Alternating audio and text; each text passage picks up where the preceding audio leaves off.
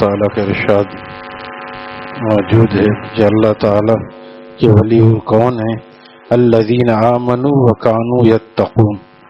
دو material ہے. ہمارے شیخ فرماتے تھے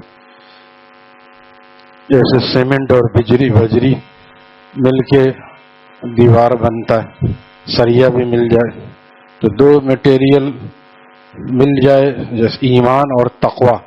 ایمان تو موجود ہے ہر آدمی کے پاس، تقوی کے اہتمام کی ضرورت ہے. تو تقوی مل جائے آدمی ولی اللہ ہو سکتا ہے، اور ہر آدمی متقی ولی اللہ ہو سکتا ہے.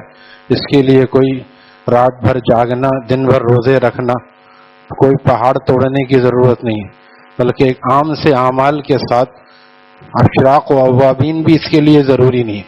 اس کے لیے ایک چیز ضروری ہے، سچی توبہ اور آئندہ گناہ سے بچنے کی کوشش.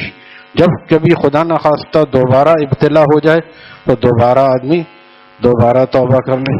تو الذین آمنوا وکانوا یتقون، جو ایمان لائے، ایمان ایک دفعہ لایا جاتا ہے، اس کو فعل ماضی سے بیان فرمائے.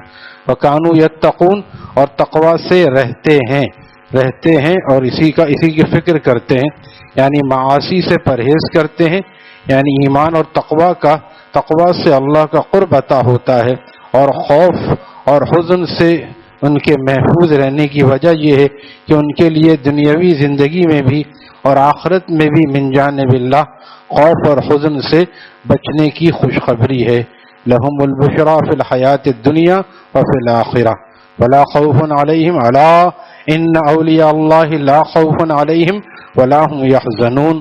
کان کھول کر سن لو، الا ان اولیاء اللہ، جو اللہ کے دوست ہیں، دوست خاص دوست. اولیاء اللہ سے مراد خاص دوست، نہ ہر ایمان والا دوست ہے کسی نہ کسی درجے میں، لیکن اولیاء اللہ اسی لیے امت بھی جانتی ہے کہ ولی اللہ کس کو کہتے ہیں؟ جو گناہوں سے بچتے ہیں، سنت و شریعت کی پوری پیروی اور اتباع کرتے ہیں، اس کو ولی اللہ کہتے ہیں. ورنہ تو عام ولی ہر مسلمان ہے. کلمہ طیبہ پڑھنے کی برکت سے عمومی ولایت، جیسے ہم آپ کے جان پہچان والے ہیں، آپ کہیں مل جائیں گے ہمیں پہچان لیں گے، ہو سکتا ہے کہ ہم بھی پہچان لیں، کیونکہ جو آدمی کوئی کام کر رہا ہوتا ہے، دکان والے یا کسی کاروبار والے یا کسی امام کو لوگ زیادہ جانتے ہیں، اور وہ لوگ عام لوگوں کو کم جانتے ہیں. لیکن پھر بھی کہیں مل گئے، سلام دعا ہو گئی، اس کو دوستی نہیں کہتے، اس کو جان پہچان دور کی کہتے ہیں. دوستی کس کو کہتے ہیں؟ جس سے روز ملاقات ہوتی ہے اور وہ ایک آدھ دن نہ آئے تو آدمی پریشان ہو جاتا ہے، اس کو فون کرتا ہے فی زمانہ، اس کو دوستی کہتے ہیں. تو ولی اللہ وہی ہوتے ہیں کہ ایک دن تو دور کی بات، ایک گھڑی بھی اللہ سے غافل نہیں رہتے. ہمارے تعالیٰ نے قصہ سنایا تھا، ایک اللہ والے جا رہے تھے اور ان کے راستے میں، اس زمانے میں راستے طویل ہوتے تھے، تو جاتے ہوئے کہیں پیڑ کے نیچے انہوں نے ٹھہراؤ کیا، قیام کیا تو سائے کے لیے. تو ان کو کرامت حاصل تھی، تو پرندے آپس میں بات کر رہے تھے. یہ جن بزرگ کے پاس جا رہے ہیں ان کو پتہ نہیں ان کا تو انتقال ہو گیا. تو وہ اب سوچا انہوں نے کہ پرندے تو جھوٹ نہیں بولتے، اگر انتقال ہو بھی گیا، زیادہ دور بھی نہیں ہے، جا کے میں تعزیت کر لوں گا ان کے اولاد سے، ان کے رشتہ داروں سے.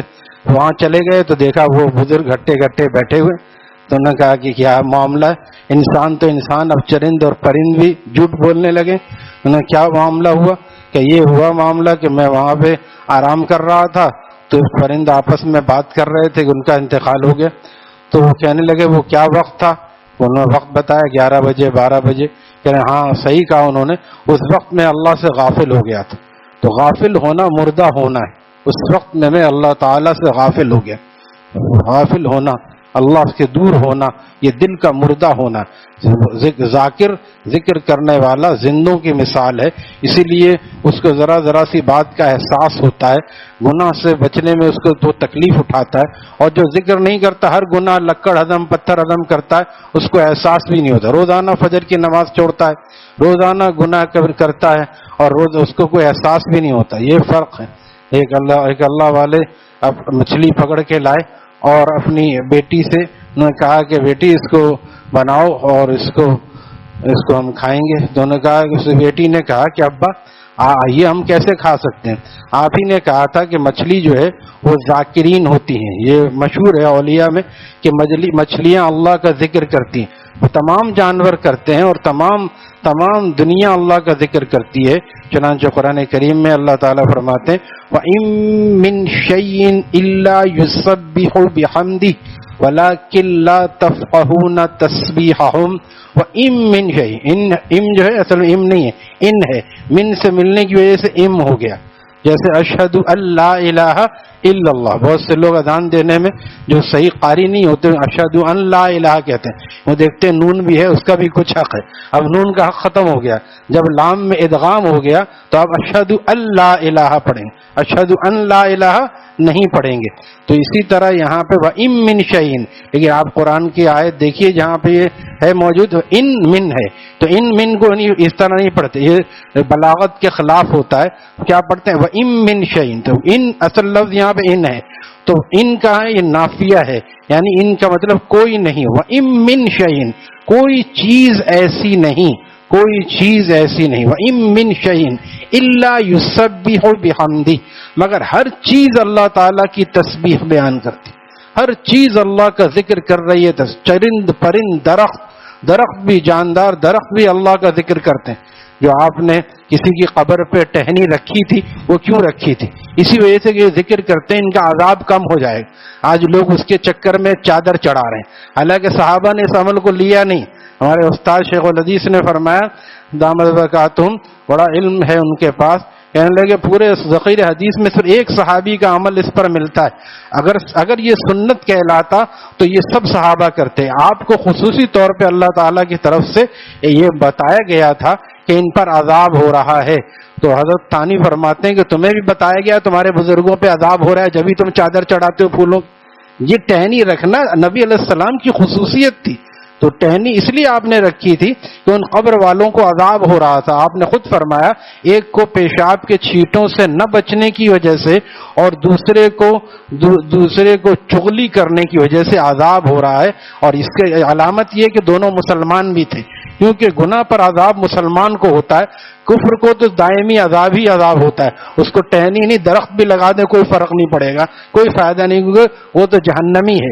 پتہ چلا وہ مسلمانوں کی قبر تھی، آپ نے اس پہ ٹہنی رکھی، بس یہی ایک اس کی سرا مل جاتا ہے کہ آپ نے ٹہنی رکھی، ٹہنی ہرے درخت اور اس کے اوپر پھول، اب پھول سے لے کے پھولوں کی چادر۔ مولانا سواتی رحم اللہ تعالی جو حضرت سرفراز خان صفدر صاحب کے بھائی ہیں، ان کی تفسیر میں دیکھتا رہتا ہوں، 20 جلدوں میں ہے وہ، 20 جلدوں میں معالم العرفان، اس نے لکھا ہے کہ اتنی فضول خرچی لوگ کرتے ہیں اس زمانے میں، ان کا انتقال ہوئے 20-25 سال ہو گئے، اور یہ درس 40 سال پہلے کا جو جمع ہو کے چھپ چکا ہے، اس میں انہوں نے لکھا ہے کہ کوئی باہر کا حکمران آیا تھا تو ہمارے حکمران صاحب نے مل کے فلانے مزار پہ 2 لاکھ روپے کی چادر، آج سے 40 سال پہلے 2 لاکھ کی چادر، آج 2 کروڑ نہیں تو کم از کم 25-50 لاکھ تو اتنی مہنگی چادر بزرگ کے قبر پہ ڈالی۔ اب اس سے پوچھیں کہ اس میں کیا فائدہ ہوگا؟ کیا آپ کے گمان میں اتنی مہنگی چادر ڈالنے سے ان کا بزرگ کو بہت شدید عذاب ہو رہا ہے، عذاب ختم ہو جائے گا؟ نہیں، توبہ توبہ، بزرگ کو عذاب کیسے ہو سکتا ہے؟ ہر آدمی کہے تو پھر آپ کیوں ڈال رہے ہیں؟ اگر وہ جنت میں ہیں تو یہ 5 لاکھ 20 لاکھ کے پھول بھی کیا ہیں؟ جو جنت کی خوشبو ہے اس کی کوئی مثال نہیں ہے۔ کیوں اپنے وقت کو ضائع کرتے ہو لغویات میں؟ یہ کرنے والوں کی آپ نیتیں پوچھیں، اس لیے کرتے ہیں تاکہ میرا کام بن جائے، اولاد ہو جائے، نوکری لگ جائے۔ اللہ کی رضا کسی کو مطلوب نہیں ہوتی، اللہ کی رضا مطلوب ہے تو دعائے مغفرت کرو ان کے لیے، اور ان کے لیے ان جیسے اعمال کرو، ان جیسے اعمال نہیں کریں گے۔ جتنے بزرگان دین ہیں سب سنت و شریعت پر چل کے ان کو بزرگی ملی، اور ہم ان کی پوجا کر کے چاہتے ہیں بزرگی مل جائے نماز روزہ چھوڑ کے، ایسا کیسے ہو سکتا ہے؟ بہرحال یہ ایک بات یہاں پہ آ گئی کہ یہ ہری ٹہنی رکھنا جو ہے یہ یہاں سے آئی کہ درخت، چرند پرند، ہر چیز اللہ تعالیٰ کو یاد کرتی، ہر چیز درخت، جانور چوپائے جو ہیں وہ رکوع کی حالت میں، چھپکلی وغیرہ جو حشرات الارض یہ سجدے کی حالت میں، سب اللہ کی تسبیح اپنے اپنے لحاظ سے بیان کر رہے ہیں۔ یہ لوگ غیر مکلف ہیں. ایک خاص طرح جیسے جنت میں مسلمان جب جائے گا، اللہ تعالیٰ ہم سب کو نصیب فرمائے حاضری، تو وہاں جا کے ذکر کے مجلس نہیں ہوگی کہ صبح ذکر ہو رہا ہے شام میں ذکر، تو کام ہی کرنا ہوا تو جنت میں کیا ہے. لہذا وہاں سانس کے ذریعے سے ذکر نکلے گا. غیر مکلف. حکیم علامہ سے نے کہا کہ حضرت میں بھی چاہتا ہوں کہ ذکر میرے جاری ہو جائے، مجھے کرنا نہ پڑے. فرمایا پھر اجر کیا ملے گا؟ اجر تو ملتا ہے سوچ کر کرنے سے، محنت کر کے کرنے. جنت میں اجر نہیں ملے گا کیونکہ جنت میں یہ ایک آٹومیٹک سلسلہ ہو جائے گا. یہ جو جانور چرند پرند کر رہے ہیں یہ اللہ نے رکھ دیا ہے، آٹومیٹک چل رہا ہے، اس کے لیے ان کو کرنے کی ضرورت نہیں پڑتی کہ وہ اس طرح تسبیح لے کے بیٹھتے ہوں، وہ خود بخود کر رہے ہیں. تو ہر چیز وَإِن مِّن شَيْءٍ إِلَّا يُسَبِّحُ بِحَمْدِهِ، ہر چیز اللہ تعالیٰ کا الا یسبح بحمدہ تسبیح بیان کرتی ہے. وَلَٰكِن لَّا تَفْقَهُونَ تسبیحہم، مگر تم لوگ ان کی تسبیحات کو سمجھتے نہیں ہو. ہم لوگ اس کی تسبیحات کو ہم نہیں سمجھتے. تو یہاں یہ بات آئی تھی مچھلی والی کہ مچھلیاں بھی اللہ کا ذکر کر، اس لیے ہمارے حضرت والا اور بہت سے اولیاء اللہ سمندر کے کنارے جا کے، حضرت یہاں سی ویو پہ جاتے تھے، بعض دفعہ میں ہم بھی جاتے تھے ساتھ، صبح فجر کے فوراً بعد کوئی آدم زاد نہیں ہوتا تھا وہاں جا کے ذکر کی محفل ہوتی. بنگلہ دیش حضرت جاتے تھے، دریا وہاں بہت ہے، دریا کے کنارے ذکر کی مجلس ہو رہی. پہاڑوں کا دامن، سمندر کا ساحل، حضرت نے شعر میں فرمایا پہاڑوں کا دامن سمندر کا ساحل، میری آہ دل کے یہی ہیں منازل. مجھے اس میں بہت مزہ آتا ہے، مجھے یہاں تنہا چھوڑ دو، بس میں چاہتا ہوں ایسی جگہ رہوں کہ بس اللہ کو یاد کرتا رہوں. پہاڑوں کا دامن سمندر کا ساحل، میری آہ دل کے یہی ہیں منازل. تو مچھلیاں بھی اللہ کو یاد کرتی ہیں، اللہ کا ذکر کرتی ہیں. تو وہ ان کی بیٹیا کہنے لگی ابا ہم یہ مچھلی کیسے کھا سکتے ہیں؟ آپ ہی نے بتایا تھا کہ جب مچھلی ذکر کرتی رہتی ہے، جب مچھلی شکار جب ہوتی ہے جب وہ اللہ سے غافل ہو جاتی. اب یہ غافل مچھلی ہم کیسے کھائیں؟ سبحان اللہ. نہلے پہ دہلا اس کو کہتے ہیں، نہلے پہ دہلا اس کو. اللہ تعالیٰ ان حضرات کی تقوی اور پرہیزگاری کا کوئی ذرہ ہمیں نصیب فرما دے اور غفلت سے ہماری حفاظت فرمائے. میں کہتا رہتا ہوں نمازی حضرات، میرا خطاب کس سے؟ بے نمازی تو سنتا ہی نہیں. جمعے میں بھی خطبہ شروع ہونے کے بعد آتا ہے، کہیں مولوی کی کوئی بات کان میں نہ پڑ جائے، پھر پتہ چلا نمازی پڑھنی پڑ جائے گی. تو نمازیوں سے میرا خطاب. لیکن صبح شام ہم لوگ ذکر کرتے ہیں، تلاوت روزانہ کرتے ہیں، بہت اچھا اگر کرتے ہیں الحمدللہ. لیکن نہیں کرتے ہیں تو فکر کی ضرورت کہ ہم میں اور بے نمازی میں اور کافروں میں کیا فرق ہوا کہ وہ بھی ذکر نہیں کرتے ہم بھی نہیں کرتے. تو تھوڑا صبح تھوڑا شام ذکر اور تلاوت کا اہتمام. ایک پارہ نہ صحیح آدھا پارہ، جب ایک پارہ ہم معمول بنائیں گے تو آدھا پارہ ہو ہی جائے گا. ناغہ بھی ہوا تو 2-4 صفحہ تو آدمی پڑھ لے گا. بالکل ناغہ نہ کرے. فرمایا جو 2 رکوع بھی پڑھ لے وہ غافلوں میں شمار نہیں ہوگا. جو 2 رکوع بھی نہ پڑھ سکے 10 آیات پڑھ لے وہ بھی غافلوں میں شمار نہیں ہوگا. لیکن بعض بیچارے ایسے محروم القسمت ہیں، مہینے گزر جاتے ہیں قرآن کو پڑھنے کی توفیق نہیں ہوتی. یہ بڑی فکر کی بات ہے.